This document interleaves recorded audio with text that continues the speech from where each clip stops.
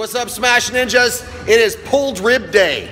Ribs are delicious, aren't they? If you really think about it, it's intercostals, a bunch of connective tissue, stuff that has to be cooked for, I think, like, I don't know, I've actually never cooked ribs.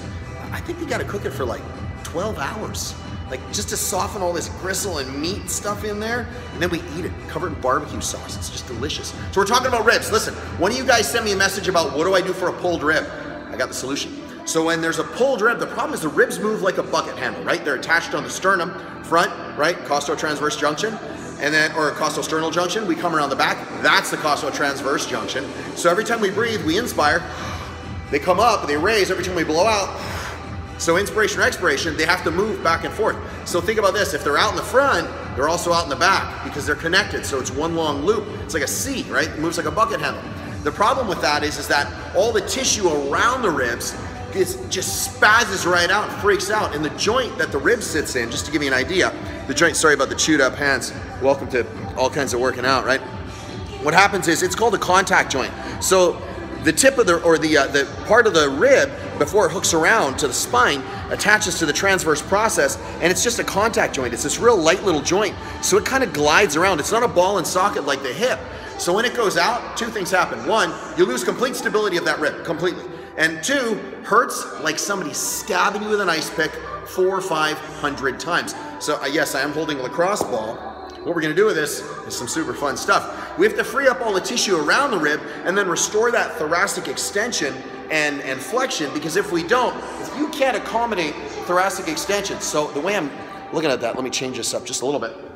So if we can't accommodate that thoracic extension because the anterior longitudinal ligament is really short and tight, it's gonna pull everything down together, it's gonna roll our shoulders over together, and it's gonna take our scapula, pull it into protraction, and it's gonna take all the tissue from the scapula to the spine, so the rhomboids, the serratus, all that stuff, and it's gonna glue it down, and it's gonna keep it from moving, which keeps the ribs from expanding and contracting. See, so there's all this stuff. I'm gonna show you some cool stuff you can do at home. You don't even need any equipment other than a lacrosse ball. If you have to have equipment, get a 45-pound plate, just that easy.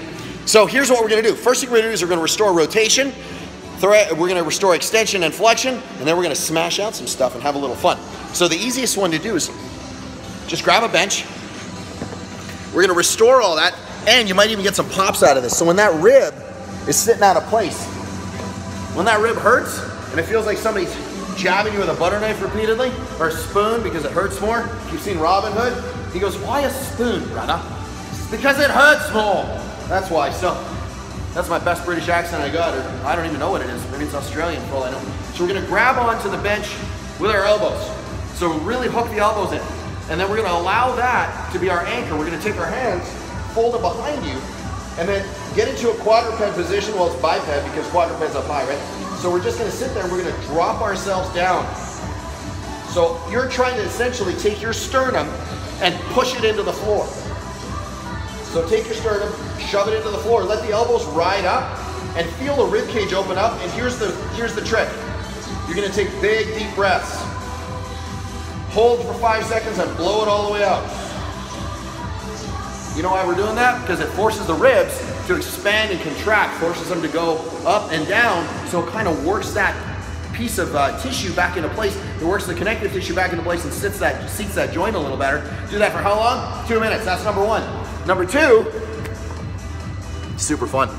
We'll move the bench back. I think I got chalk on me. We take this is a band anchored to the rig. Light band, you can see this is, you guys asked me about the bands, this is like a 1/2 inch, 1/4 inch band. It's wicked, wicked thin. We go all the way around this way, come all the way behind the head. So now I've got the band under tension. I'm gonna go into quadruped, and I'm gonna let the band peel me open and come down. The band is doing the work, and then come back down, because you need to regain all that rotation in order to fix the mechanics of the rib. So open, close. How long do we do that? Honestly, until you feel it release. I would say do 2 minutes each side. You know the routine. This is the part I'm not looking forward to. We're gonna take this, and we're gonna marry it to this. We're not gonna do it like that. This is gonna be abysmal. This is diabolical. So what we do is we take our 45, and if you can't use a 45, that's totally okay. This is gonna sit between it's on the vertebral border of the scapula. So the scapula sits like this. See if I can trap this with my leg. So the scapula sits like this, the spine sits in here. We're gonna take this and put it in that big meat sandwich that's right between that, and it's gonna hurt a lot. But it's gonna be effective because I'll show you what we're gonna do. So take this, find the hot spot. So wherever that rib is kind of out. So we're gonna stop trapping the shirt. So you can see I got the lacrosse ball back there. I really don't want to do this is gonna hurt. So lacrosse ball's trapped behind the spine, or lacrosse ball's trapped between the scapula and the spine. Take the 45. Oh, this is just horrible. Grab it with this hand, take this hand. So I'm gonna hang out here just so you can see this. This feels like it's about 6 tons. Lacrosse ball jabbed in where that hot spot is. Take your arm. From here, all you're gonna do is you're gonna raise it up. And then all the way back.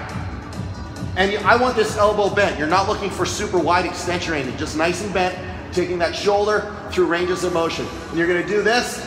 Oh my God, I gotta get that off of me before I throw up a boot. You're gonna do that for 2 minutes. And that's it.